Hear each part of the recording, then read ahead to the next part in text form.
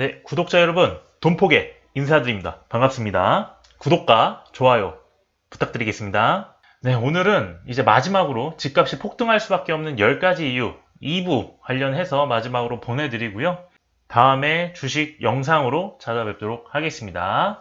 자, 2부 시작하도록 하겠습니다. 반값 로또 청약 2021년 5월 마지막 로또 청약 열차라고 해가지고 동탄의 디에트로 1순위 청약이 마감이 됐습니다. 경쟁률도 어마무시했고요. 반값 로또라고 해가지고 대신에 이제 여기에 있던 거는 10년 전매 제한이 걸려 있었습니다. 동탄이기 때문에 좀 살기 괜찮다. 신혼부부들이나 실수요자들한테는 이 동탄이 그래도 입지 조건에서는 좀 중간 이상 역할의 다리 역할을 한다. 그렇기 때문에 동탄이 몰릴 수밖에 없었고요. 마지막 로또 청약이었기 때문에 몰렸다.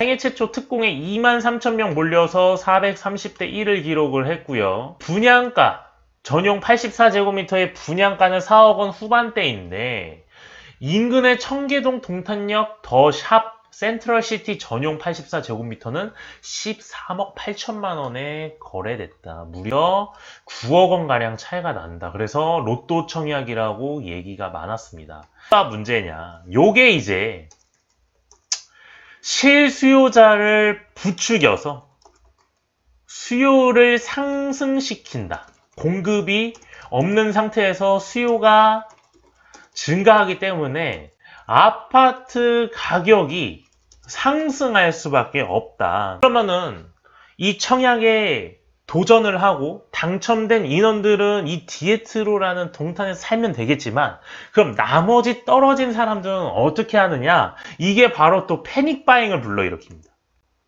패닉바잉이 나올 수밖에 없다. 집값의 상승 요인이 다시 한번 작용한다.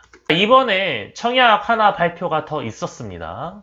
전국구 로또 청약 세종 자이더시티에 청약 몇만 명? 22만 명이나 몰렸다. 총 101제곱미터 타입에 6만여 명 집중하고 분양가 상한제 시세 차익 최소 2억 넘을 듯. 마지막 로또 청약은 끝났고요. 지금부터는 이제 10년 전매 제한, 분양가 상한제 이런 것들이 다 걸어 있는 것들입니다, 지금. 그래서 1순위 청약을 받은 세종 자이더시티 아파트는 1106가구 모집에 22만 명 신청을 해서 평균 경쟁률이 200대 1을 기록을 했다.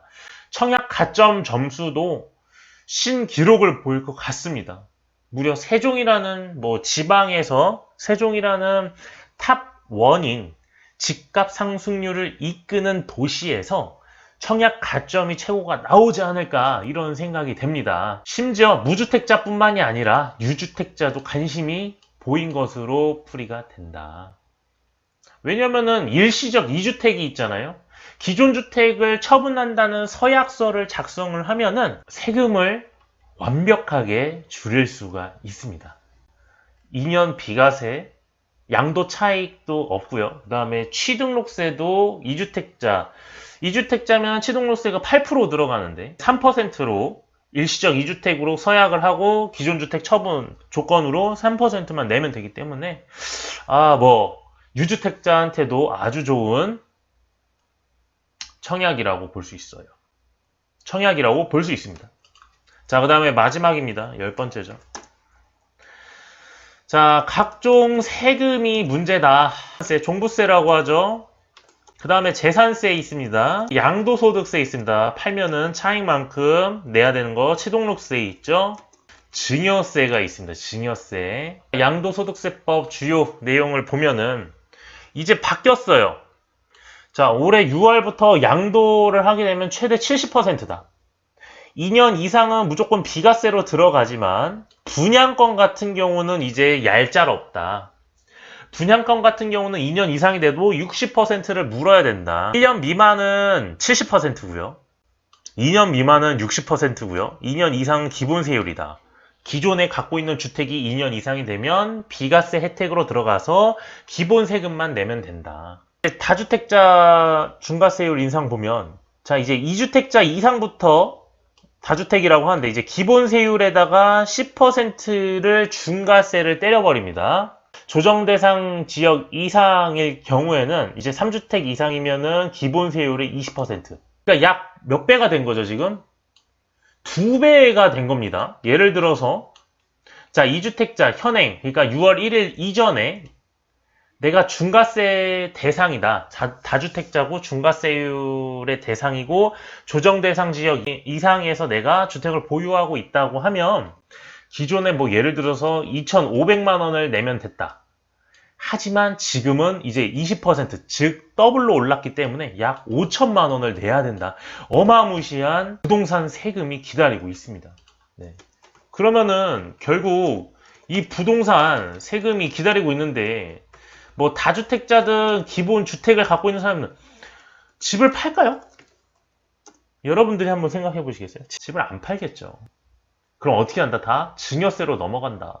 증여세는 20%만 내면은 내 가족이든 자식한테든 낼 수가 있다. 부동산 세금으로 인해서 무서워서 팔지 않고 괘씸해서 팔지 않는다. 정권이 바뀌게 되면은 또 세금이 한번 바뀔 수도 있다는 그 기대 심리로 인해서 사람들이 존버를 하게 됩니다. 여기까지고요. 집값이 폭등할 수밖에 없는 10가지 이유 마지막 해가지고 총 5가지를 짚어드렸습니다. 처음에 원자재 값 상승으로 인해 분양가 상승, 그리고 인플레이션 발생, 교통 호재와 주변 도시 정비 사업입니다. 지역적으로 군데군데 이제 상승을 한다. 각종 교통 호재가 있는 지역들을 말씀드렸습니다. 매달 바뀌는 정부 정책으로 인해서 일관성 전혀 없다. 그래서 믿음이 안 간다. 신뢰가 없는 거죠. 그 다음에 반값 로또 청약이 실수요자를 또 부추겨가지고 패닉 바잉을 일으키게 만드는 요인이기도 합니다. 공공주택에도 이제 청약을 한다고 해요. 공공주택에도. 네, 볼만할 것 같습니다. 각종 세금이 문제다. 종부세, 재산세, 양도소득세, 취득세. 징벌적 세금이 집을 팔지 않는 요인으로 작용을 하기 때문에 당연히 매물은 사라지고 수요는 증가할 수밖에 없다고 말씀드렸죠.